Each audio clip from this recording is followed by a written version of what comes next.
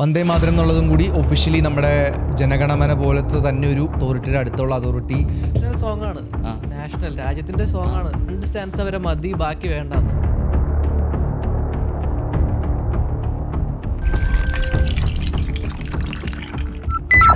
Independence day വന്നു. Independence day വന്നപ്പോഴത്തേനും എനിക്കൊന്ന് ഈ ഒരു വീക്ക് സമയത്ത് എനിക്ക് തോന്നുന്നത് നമ്മുടെ സെൻട്രൽ ഗവൺമെൻറ് ഒരു റൂൾ ഉണ്ടായിരുന്നു.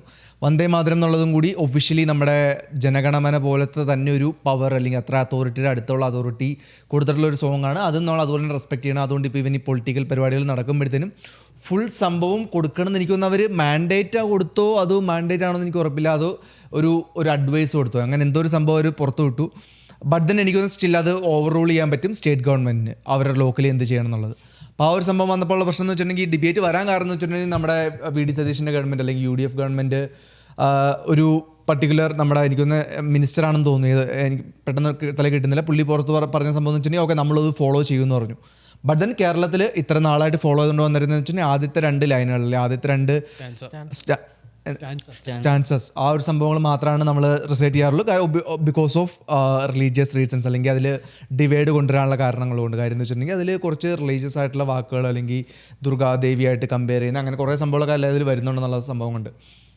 ഇന്ന് ഈ ഡിബേറ്റ് വീണ്ടും വരുവാണ്. ഇതിൽ നിങ്ങൾ നമ്മൾ എവിടെയാണ് അലൈൻ ചെയ്യുന്നത് എന്നുള്ളതാണ് ഈ ഒരു പർട്ടിക്കുലർ ടോപ്പിക്ക് വരുന്നത്.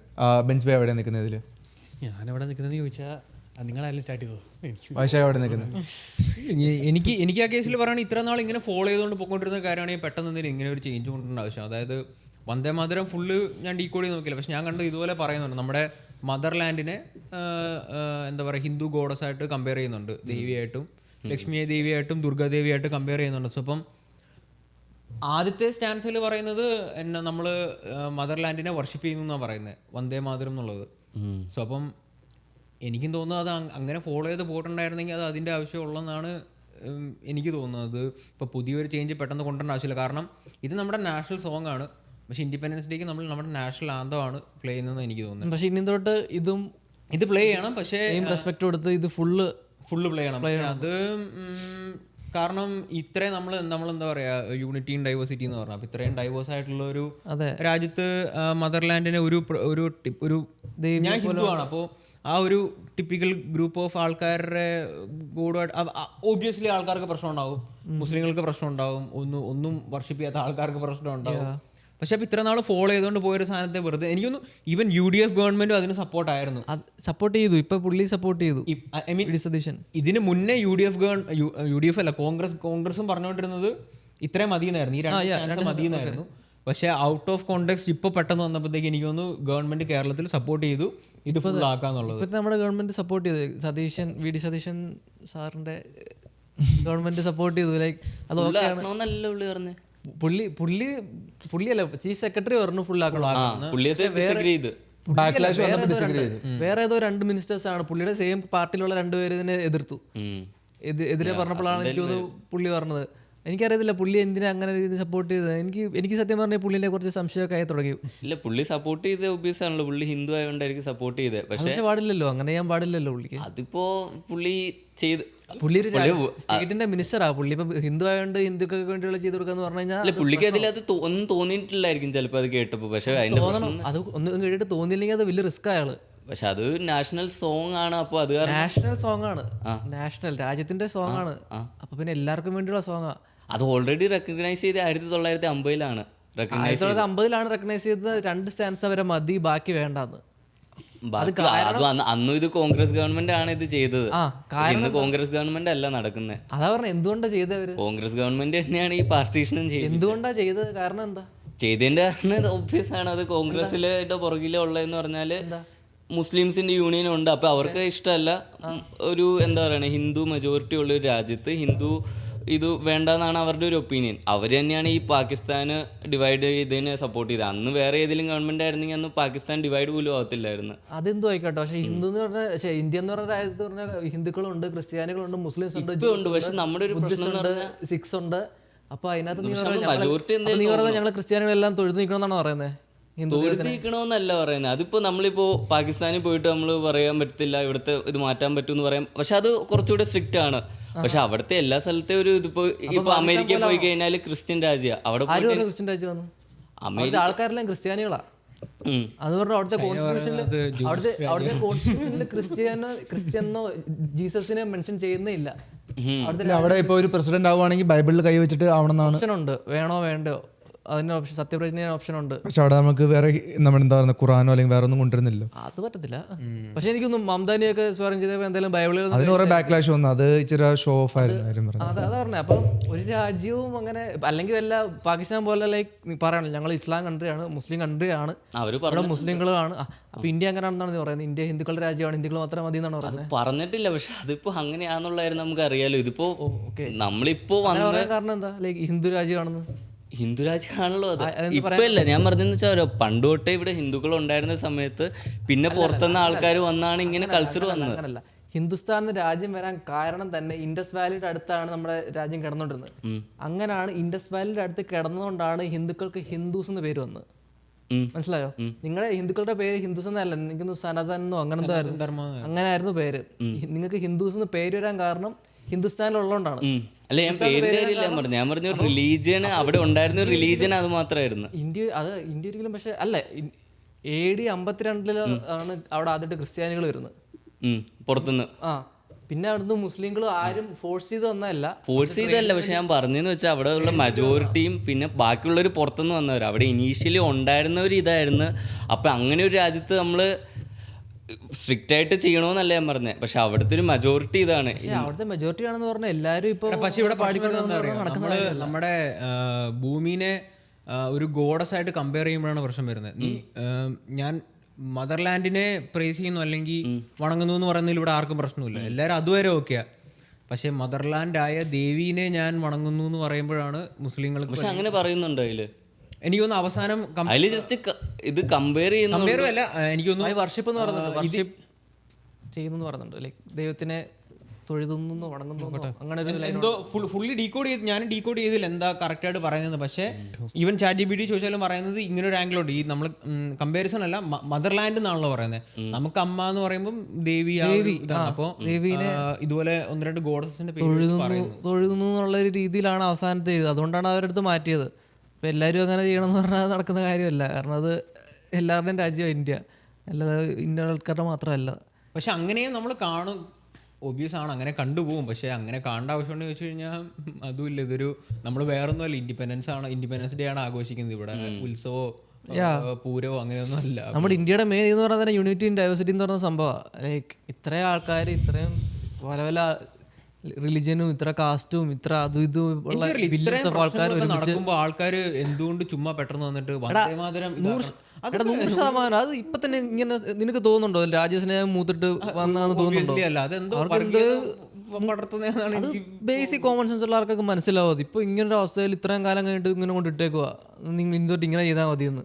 അത് ഇരിക്കുന്ന ഗവൺമെന്റ് അവരുടെ ഗവൺമെന്റ് പിന്നെ പറഞ്ഞു കഴിഞ്ഞാൽ മനസ്സിലാക്കാവുന്നേ ഉള്ളൂ എന്താ സംഭവം. അല്ലാതെ ഇപ്പൊ പെട്ടെന്ന് ഒരു ദിവസം നടക്കുന്നുണ്ടല്ലോ. ഇപ്പം ഗവൺമെന്റ് ആണെങ്കിലും കുറെ ഹിന്ദുസും പുഷ് ചെയ്യുന്നുണ്ട്.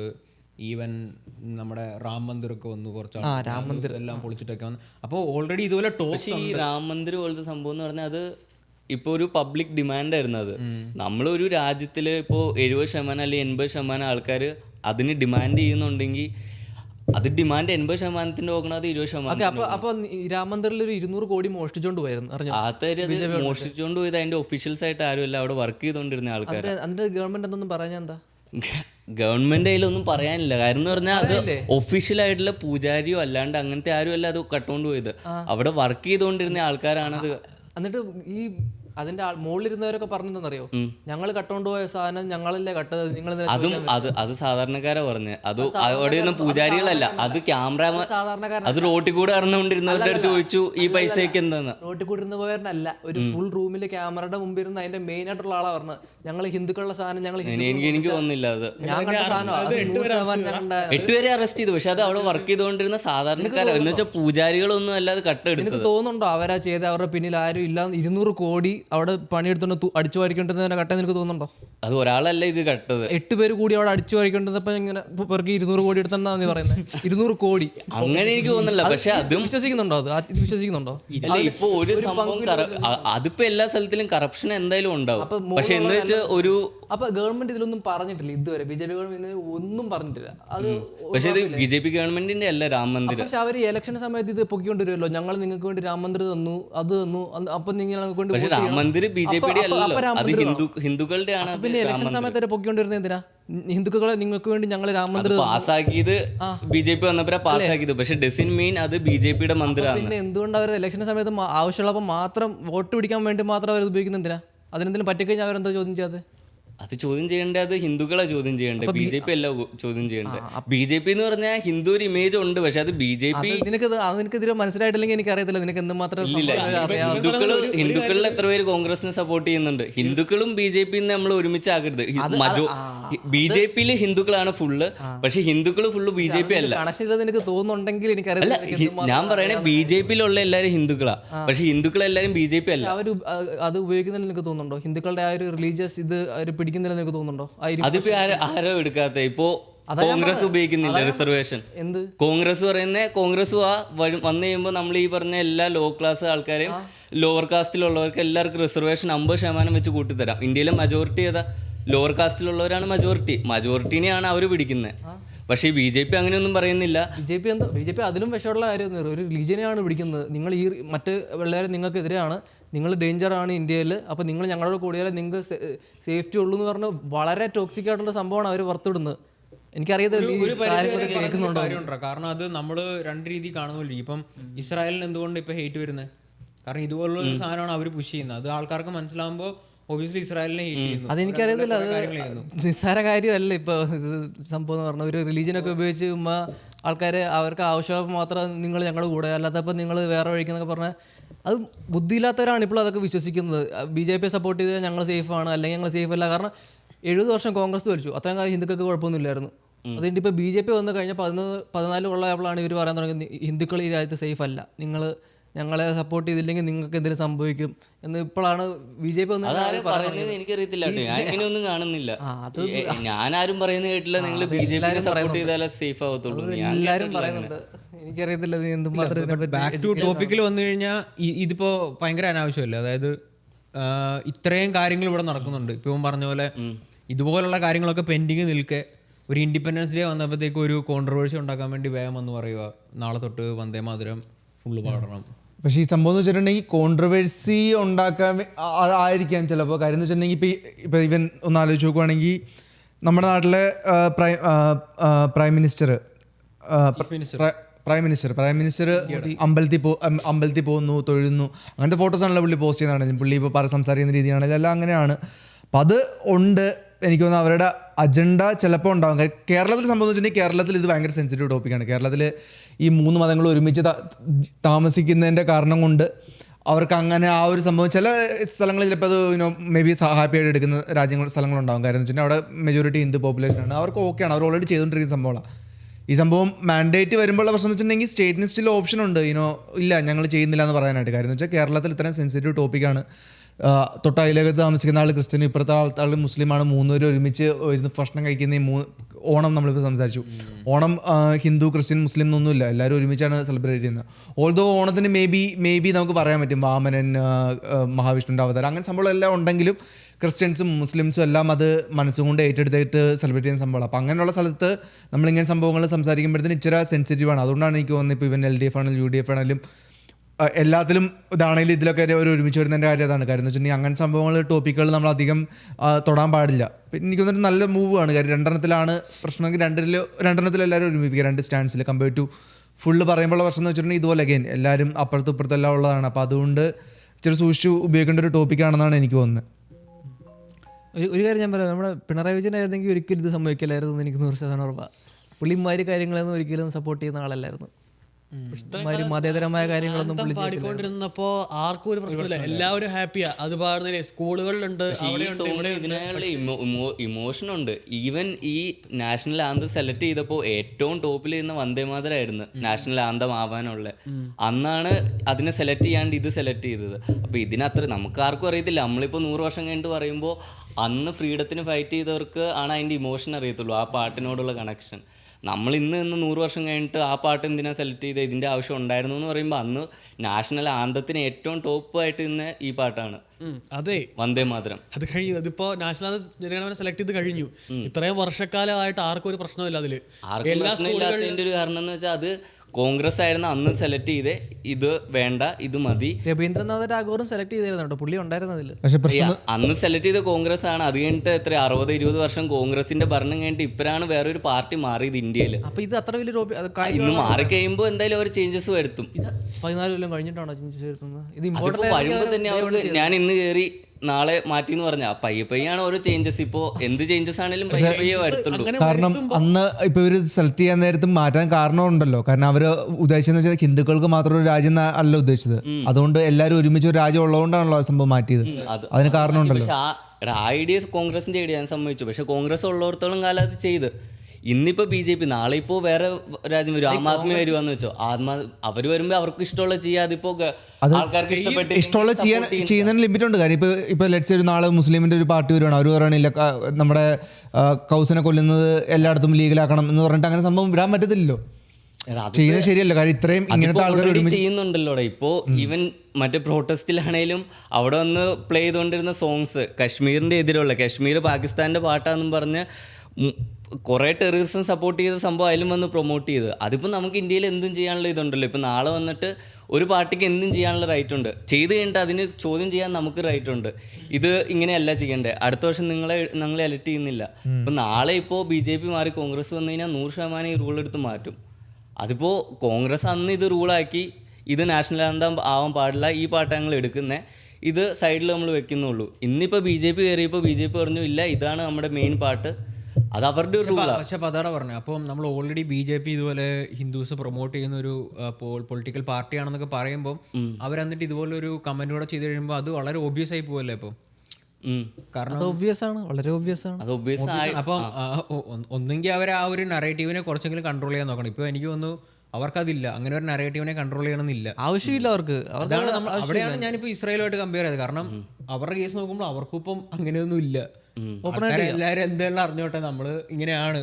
ആ ഒരു സാധനം ഇന്ത്യയിലോട്ട് വന്നു കഴിഞ്ഞാൽ എനിക്ക് തോന്നുന്നില്ല അത് നല്ലൊരു കാര്യത്തിനാണെന്ന്. കാരണം ഇത്രയും പറഞ്ഞ പോലെ ഒരു വീട്ടിൽ മുസ്ലിം, ഇപ്പുറത്തെ വീട്ടിൽ ക്രിസ്ത്യൻ, അങ്ങനെ അതെ നമ്മളൊക്കെ അറ്റ്ലീസ്റ്റ് കേരളത്തിൽ അങ്ങനെയാണ് നമ്മൾ വളർന്നു വന്നത്. ഇപ്പോഴത്തെ കേസ് മാത്രമല്ല, ഇടയ്ക്ക് കുറെ നാൾ മുമ്പ് തിയേറ്ററിൽ അത് നാഷണൽ അതും എനിക്കറിയില്ല, അത് എനിക്ക് എത്ര പേര് അക്സെപ്റ്റ് ചെയ്യുന്നുണ്ടെന്ന് എനിക്കറിയില്ല. അന്നും പറഞ്ഞ കുറെ ബാക്ക്ലാഷ് ഉണ്ട്. ഞാനും അതിനോട് അക്സെപ്റ്റ് ചെയ്യുന്നില്ല. ജനഗണമന പാടണം എനിക്ക് ഓർമ്മയുണ്ട്, തിയേറ്ററിൽ എഴുന്നേറ്റ് നിൽക്കണമെന്നുണ്ടായത് ഓർമ്മയുണ്ട് അവർക്ക്. പക്ഷെ അതിപ്പോ ഹിന്ദുക്കളുടെയും മുസ്ലിമുകളുടെയും സംഭവങ്ങളൊന്നുമല്ലോ. ജനഗണമന ഒരു ന്യൂട്രൽ സംഭവമാണ്. അത് ഗവൺമെന്റ് ഇങ്ങനെ ഒരു സാധനം കൊണ്ടുവരുന്നുണ്ട്. ഇത് ആ സംഭവം നിങ്ങൾക്ക് എത്ര പേർക്ക് ആവശ്യമുള്ളതായിട്ട് തോന്നുന്നുണ്ട്? എനിക്ക് ഓക്കെ ആയിട്ട് തോന്നിയത് അത് തിയേറ്ററിലുണ്ടായി എഴുന്നേറ്റ് നിൽക്കണം എന്നുള്ളത്. കാര്യം രാജ്യത്തിന്റെ ഒരു സംഭവം എന്ന് വെച്ചിട്ടുണ്ടെങ്കിൽ ഇപ്പൊ അതിപ്പോ US-ലാണെങ്കിലും അതെ, US-ന്റെ അവിടുത്തെ നാഷണൽ ആന്തം പറയുമ്പോൾ തിയേറ്ററിൽ ഇല്ല എവിടെയാണെങ്കിലും ഇപ്പൊ സ്റ്റേഡിയത്തിൽ കഴിഞ്ഞ ദിവസം ഒരു സംഭവം നടന്നല്ലോ. അപ്പൊ അത് ഇതുപോലെ ചെയ്യുമ്പോൾ എഴുന്നേറ്റ് നിൽക്കുന്ന ഒരു കേർട്സിയാണ്, ഒരു ഇതുണ്ട്. കാര്യം രാജ്യത്തിനോട് റെസ്പെക്ട് കാണിക്കുന്നതാണ് രാജ്യത്തിന് വേണ്ടിയുള്ള സംഭവം ആകുമ്പോൾ അത് ചെയ്യണം. പക്ഷെ തിയേറ്ററിൽ ഇത് പ്ലേ ചെയ്യണം. തിയേറ്ററിൽ അത് എഴുന്നേറ്റിരിക്കുന്നതല്ല, എഴുന്നേറ്റ് നിൽക്കുന്നതല്ല പറഞ്ഞത്, പ്ലേ ചെയ്യണമെന്നുള്ള ചോദ്യം. നമ്മൾ സിനിമ കാണാൻ പോകുമ്പോൾ എന്തിനാ നമ്മൾ രാജ്യസ്നേഹം കാണിക്കുന്നത്? സിനിമ കാണാൻ പോകുമ്പോൾ ജനഗണന പാടുന്ന ആവശ്യമുണ്ട്. എഴുന്നേറ്റ് നിൽക്കണം, പ്ലേ ചെയ്യേണ്ട ആവശ്യമില്ല. പക്ഷെ പ്ലേ ചെയ്ത് നമ്മൾ എഴുന്നേറ്റ് നിൽക്കണം. അത് ബേസിക് ആയിട്ടുള്ള കാര്യമാണ്, രാജ്യസ്നേഹത്തിന്റെ ഒരു ഇതാണ്. അതിനിടയ്ക്കാണ് ഇങ്ങനത്തെ അത് കഴിഞ്ഞിട്ടാണ് ഇപ്പൊ ഇങ്ങനത്തെ ഒരു സംഭവം പൊക്കിക്കൊണ്ടുവരുന്നത്. ഇത് വെറും ഒരു ഡിവൈഡ് ഉണ്ടാക്കാൻ ഇതുണ്ട്. കാര്യം എന്ന് വെച്ചിട്ടുണ്ടെങ്കിൽ ഒരു രാജ്യം ചിലപ്പോൾ നശിക്കണമെങ്കിൽ എനിക്കൊന്ന് ഇപ്പൊ ഇന്ത്യനെ ഡിഫീറ്റ് ചെയ്യണമെങ്കിൽ ഇംപ്ലോഷൻ നടന്നിട്ട് അകത്തുള്ള ആൾക്കാരെ തമ്മിൽ തല്ലിപ്പിച്ചിട്ട് കാര്യമുള്ളൂ. അതിന് ഏറ്റവും വലിയ സംഭവമാണ് റിലീജിയൻ സംഭവം. അപ്പോൾ റിലീജിയനിൽ സംഭവങ്ങൾ ഏത് പാർട്ടിയാണെങ്കിലും ചെയ്യുമ്പോൾ ഒബ്വിയസ്ലി സംഭവം ശ്രദ്ധിച്ചില്ലെങ്കിൽ പ്രശ്നങ്ങൾ നടക്കും. ആൻഡ് ഇപ്പോൾ BJP-യുടെ ആഗ്രഹം എന്ന് വെച്ചിട്ട് അങ്ങനെ ചെയ്യാനാണെങ്കിൽ അത് ഇങ്ങനെ ചെയ്യാൻ ഈസിയാണ്. പക്ഷെ അല്ലെങ്കിൽ ഇന്ത്യനെ ഒരുമിച്ച് യുണൈറ്റ് ചെയ്ത് ഇറക്കണമെങ്കിൽ ഈ ഉള്ള സെൻസിറ്റീവ് ടോപ്പിക്സിനൊക്കെ ബാക്കി നിങ്ങൾ കാണുന്ന ആൾക്കാർ വ്യൂവേഴ്സ് പറഞ്ഞറിയിക്കുക നിങ്ങൾക്ക് എന്താണ് ഈ ഒരു സംഭവം കേട്ടപ്പോൾ തോന്നിയത്, നിങ്ങൾ ഇതിൽ എത്ര അഗ്രി ചെയ്യുന്നു, ഡിസഗ്രി ചെയ്യുന്നു. ചിലപ്പോൾ നിങ്ങൾ ഒരു ഫോൺ ഷെയർ ചെയ്തിട്ട് നിങ്ങൾ രണ്ടുപേരും കാണുന്ന ഒരാൾ ഹിന്ദു മുസ്ലിം ആയിരിക്കും, എസ്പെഷ്യലി നാട്ടിലൊക്കെ. അപ്പോൾ അങ്ങനത്തെ രാജ്യത്ത് നിങ്ങൾക്ക് എന്താണ് ഇതിനെക്കുറിച്ച് പറയാനുള്ളത്? ആ ഒരു സംഭവം നിങ്ങൾ കമൻസിൽ പറഞ്ഞറിയിക്കുക. ദാറ്റ് ബീങ് സെഡ്, ഇന്നത്തെ ഈ ഒരു പോഡ്കാസ്റ്റ് നമ്മളോട് ഒഫീഷ്യലി റാപ്പ് അപ്പ് ചെയ്യാണ്. ആൻഡ് ദെൻ സംഗീൻ എന്തെങ്കിലും വ്യൂസിനോട് പറയാനുണ്ടോ? എല്ലാവരും ലൈക്ക് ഷെയർ സബ്സ്ക്രൈബ് ചെയ്യുക. നമ്മൾ ഇമ്പ്രൂവ് ചെയ്യുന്നതായിരിക്കും. കമൻസ് ഒക്കെ നമ്മൾ വാല്യുബിൾ കമൻസ് എല്ലാം കാണുന്നുണ്ട്. ഇമ്പ്രൂവ്മെൻറ്റ്സിലേക്ക് നമ്മൾ വരുന്നുള്ളൂ.